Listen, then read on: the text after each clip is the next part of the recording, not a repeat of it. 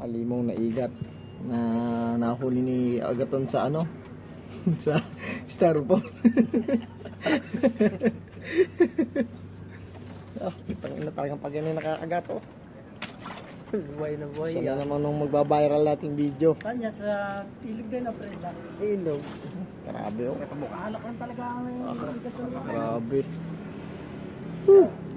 Nakikita niyo ba? Nakikita niyo ba yung pagmumukhang yan? Yan ang tinadal ng igat dito. Kapos eh, kapos.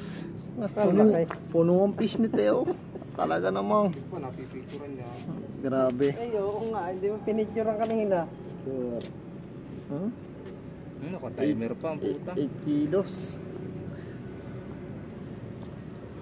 Igat ditong halimaw. Ah, putang laki. Buhay na buhay, ano?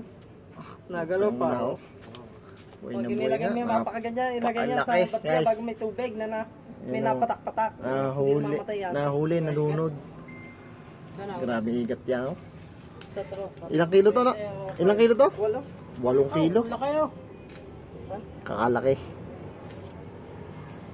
Anong asawa to nung marang na Nakawala yung isa nga. Dalawa yan dapat. Pakalaki oh. Ayan, ano, tawag dito. Napakaswerte ng lakad na to. Ganito ba ba?